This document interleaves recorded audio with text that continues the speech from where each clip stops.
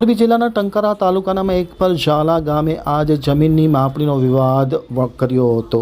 કાકા અને ભત્રીજાની હત્યા કરી નાખવામાં આવી હતી। તાત્કાલિક અસરથી પોલીસે ચુસ્ત બંદોબસ્ત ગોઠવી દીધો છે। હવે જોઈએ મોરબી આમતક ન્યૂઝ બ્યુરોમાંથી જનક રાજાનો એક વિસ્તૃત અહેવાલ।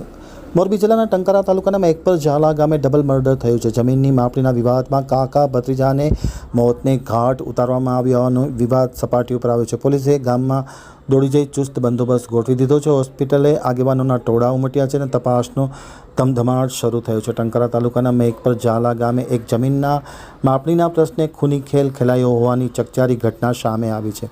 ગામની સીમમાં આવેલી વાડીએ જમીનના બાબતે થયેલા વિવાદમાં કાકા અને ભત્રીજા એમ બે લોકોની ઘાતકી હત્યા કરી નાખવામાં આવી હતી। ડબલ મર્ડરની ઘટનાથી સમગ્ર પંથકમાં ખળભળાટ મચી જવા પામ્યો છે। પ્રાપ્ત વિગત અનુસાર મેઘપર ઝાલા ગામે વાડીએ જમીનની માપણી બાબતે થયેલ ઝઘડાએ ઉગ્ર સ્વરૂપ ધારણ કર્યું હતું, જેમાં જયપાલસિંહ પ્રતાપસિંહ ઝાલા કાકા અને હર્ષવર્ધનસિંહ દિગ્વિજયસિંહ ઝાલા ભત્રીજા ઉપર હુમલો કરવામાં આવ્યો હતો। આ ખૂની હુમલામાં કાકા ભત્રીજાને ગંભીર ઇજા થતાં તેમના મૃત્યુ નિપજ્યા હતા।